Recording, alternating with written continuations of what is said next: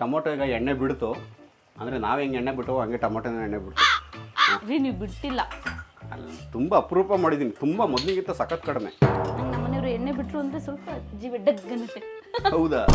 ಅಂದರೆ ಆ್ಯಕ್ಚುಲಿ ನೀವು ಮದುವೆ ಆಗುವಾಗ ಒಂದು ಟಿಪ್ಸ್ ಹೇಳ್ತೀನಿ ಎಲ್ಲರಿಗೂ. ಅಲ್ಲ ಯಾಕೆ ಎಣ್ಣೆ ಕುಡಿಯೋ ಮಾವನ ಮದುವೆ ಆಗಬೇಕು.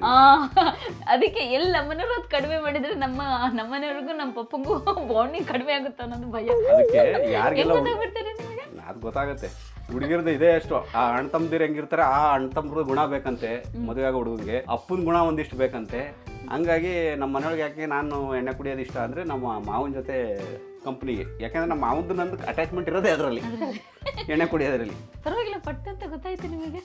ನನ್ನ ಹೆಡ್ಡದ್ ಮಾಡ್ಕೊಂಡಿದ್ದೀನಿ ನನ್ನ ಅಲ್ಲ, ನಾನು ಅದು ಎಲ್ಲೂ ಹೇಳಿರ್ಲಿಲ್ಲ, ನಿಮಗೂ ಹೇಳಿರ್ಲಿಲ್ವಲ್ಲ ನಾನು ಅದನ್ನ.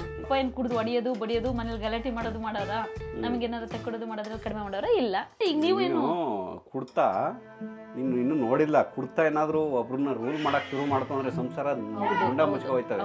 ಕುಡ್ತಾ ನಮ್ಮನ್ನ ಕಂಟ್ರೋಲ್ ಮಾಡಬಾರ್ದು, ನಾವು ಕುಡ್ತಂಗೆ ಕಂಟ್ರೋಲ್ ಮಾಡಬೇಕು, ಹಂಗಿರ್ಬೇಕು. ಎಣ್ಣೆ ಬಾಟ್ಲು ನೋಡಿದ ತಕ್ಷಣ ಕುಡಿಬೇಕು ಅನ್ನೋ ಅಭ್ಯಾಸ ಇರಬಾರ್ದು. ನೋಡಿದ್ರು ಅದನ್ನ ನನಗೆ ಬೇಕು ಅಂತ ಕುಡಿತೀನಿ ಅನ್ನೋ ಮನಸ್ಥಿತಿ ಇದ್ದಾಗ ಮಾತ್ರ ಮನೆ ಉದ್ಧಾರ ಆಗೋದು. ಗೊತ್ತು ಅದ್ರ ತೊಂದ್ರೆ, ಬಟ್ ನಮ್ಮಲ್ಲ ತೊಂದ್ರೆ ಇಲ್ಲ ಅನ್ನೋ ಆ ಧೈರ್ಯದ ಮೇಲೆ ನಮ್ಮನೆಯವರು ಅದೇ ಬುದ್ಧಿವಂತರಾದ್ರೆ ತೊಂದರೆ ಇಲ್ಲ, ದಡ್ಡ ಕುಡುಕ ಆದ್ರೆ ತುಂಬಾ ಕಷ್ಟ. ಪಾಪ ಕೆಲವ್ರು ಬೇಜಾರ ಮಾಡ್ಕೊಬಿಡಿ, ಅವ್ರವ್ರ ಸಮಸ್ಯೆ ಎಷ್ಟಿರುತ್ತಲ್ವ ಕುಡಿಯೋರಿದ್ರೆ ಮನೇಲಿ. ಹೌದು, ನಿಜ. ಅದು ನಿಮ್ಗೆ ಕಾಣಿಸಿಲ್ವಲ್ಲ, ಹಂಗಾಗಿ ಕುಡ್ತಾ ನೀನು ಲೈಕ್ ಮಾಡ್ತೀಯ.